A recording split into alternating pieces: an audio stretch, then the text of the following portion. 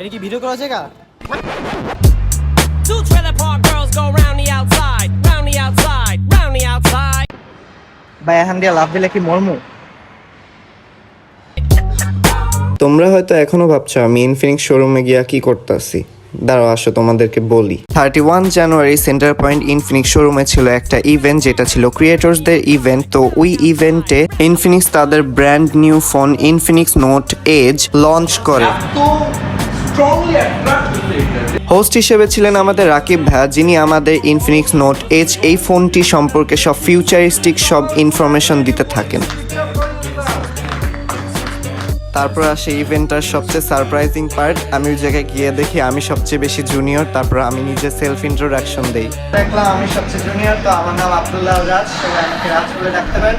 আমি বর্তমানে উত্তরা গভর্নমেন্ট কলেজের সেকেন্ড ইয়ারের সায়েন্স স্টুডেন্ট অ্যান্ড একটা ছোট ইনস্টাগ্রাম কন্টেন্ট ক্রিয়েটর বলতে পারেন। তারপর আমাদের প্রত্যেককে একটি করে ফোন দেওয়া হয়, সেটা হাতে ধরে এক্সপিরিয়েন্স করার জন্য। এবং হাতে ধরে আমি যেটা বুঝতেছিলাম এটা খুবই প্রিমিয়াম এবং তার ক্যামেরাটা জোস। তারপর আমাদের একটু খাবার দাবার দেওয়া হয়। তারপর অ্যাজ ওয়েল অ্যাজ ঘুরা দেখার অভ্যাস তো আর যায় না। তারপর সব কিছু ঘুরা দেখতেছিলাম। জোস একটা হেডফোন, জোস একটা ফোন যেটার নাম হলো ইনফিনিক্স জিটি ফোন। তো এই ফোনটার পিছনে যে জোস একটা লাইট ছিল, আবার এটা নাকি একটা গেমিং ফোন। ওয়াও।